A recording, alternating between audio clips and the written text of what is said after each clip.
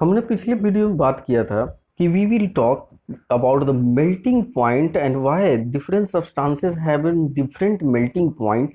तो ये हम लोग अगले वीडियो में बात करने वाले थे, तो अभी हम लोग बात करते हैं कि why different substance has different melting point. तो आप ये एक बात याद रखना बेटा कि अलग अलग सब्सटेंस में आप देखते हो पार्टिकल्स के बीच में इंटरमोलिकुलर फोर्स ऑफ अट्रैक्शन अलग अलग होते हैं, डेंसिटी डिफरेंस भी होती है। यानी कि फिजिकल प्रॉपर्टीज जो है वो अलग अलग सब्सटेंस का अलग अलग होता है। तो डेफिनेटली ये प्रभावित करता है उसके मेल्टिंग पॉइंट को भी। यही कारण है कि अलग अलग आप देख लो ना, जैसे एक एग्जांपल लेते हैं वैक्स का मेल्टिंग पॉइंट 63 डिग्री है, लेकिन अगर आयरन से उसको कंपेयर करो तो आयरन का तो 1535 डिग्री सेल्सियस है। ओके, तो आप ये सोच लो कि कितना डिफरेंस है मेल्टिंग पॉइंट में, कि डेंसिटी का भी डिफरेंस है। डेंसिटी की डिफरेंस होगी तो मेल्टिंग पॉइंट का भी डिफरेंस होगा। नहीं तो अलग अलग पदार्थ का, अलग अलग सब्सटेंसेस का अलग अलग मेल्टिंग पॉइंट होता है। Different substances have different melting points. Okay,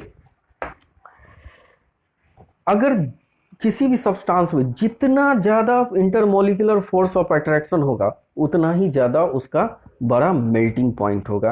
यानी कि इससे पता चल रहा है हम लोग को एक बात कि आयरन का के पार्टिकल्स के बीच में इंटरमोलिकुलर फोर्स ऑफ अट्रैक्शन क्या है, थोड़ा सा ज्यादा है। अब एक क्वेश्चन हम लोग कर लेते हैं। Okay, let us solve, try to solve a very simple question. नहीं, एक छोटा सा क्वेश्चन सॉल्व करते हैं कि why a solid change its physical state when it is heated sufficiently। Okay, अगर आप किसी सॉलिड को सफिशियंटली हीट करते हो तो आखिर वो फिजिकल स्टेट क्यों चेंज कर देता है, क्या कारण है ना? कोई बता सकते हो? आप सोचो, इसके बारे में सोचो। अब इस वीडियो को पॉज करो और 1 मिनट के लिए आप सोचो कि भाई क्या ऐसा बात है कि जैसे ही हम किसी भी सब्सटेंस को गर्म करते हैं, हीट करते हैं, तो हीट करने के बाद में वो अपने फिजिकल स्टेट को कैसे चेंज कर देता है।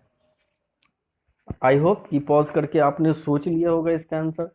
चलो अब मैं इसका कुछ आंसर बताता हूँ कि आखिर होता क्या है इसके बीच में। तो एक्चुअली जैसे ही हम किसी सब्सटेंस को हीट करते हैं तो हीट करने के बाद में उसके पार्टिकल्स वाइब्रेट करने लगते हैं। वाइब्रेशन ज़्यादा हो जाता है, इट मीन्स उसकी काइनेटिक एनर्जी क्या हो जाती है, इंक्रीज कर जाती है, बढ़ जाती है काइनेटिक एनर्जी।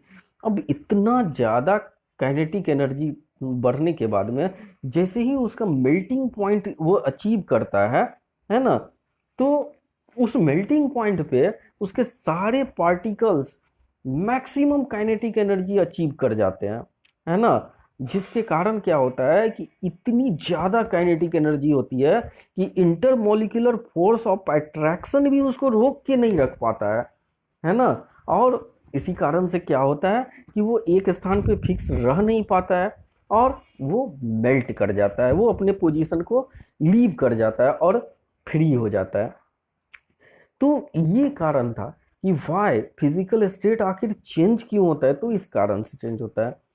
दूसरी बात करते हैं हम लोग बॉइलिंग की। बॉइलिंग क्या होता है ना।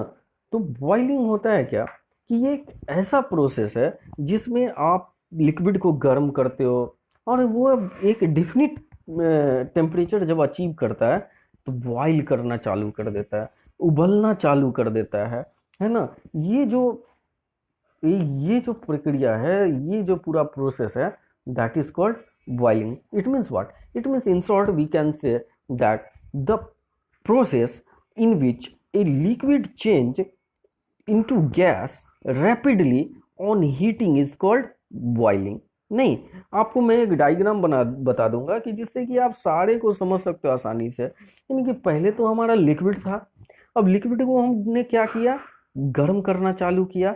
तो लिक्विड जैसे ही गर्म होना चालू करता है तो एक प्रोसेस होता है हीटिंग का, है ना। और वो गर्म होने के बाद में लिक्विड से बन जाता है क्या चीज, गैस बन जाता है।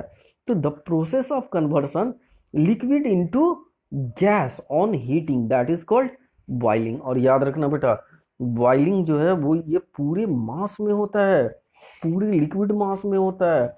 जबकि याद रखना एवापोरेशन एक सरफेस फेनोमेनन है जो कि ऊपर सरफेस पे होता है, लेकिन बॉइलिंग पूरे मास में होता है थ्रू आउट। ये क्वेश्चन आएगा बार बार, ये एग्जाम में पूछा जाता है कि why evaporation is called surface phenomenon, है ना। तो वहां पे आप यही आंसर पुट करना। नहीं, तो ये बात थी बॉइलिंग की।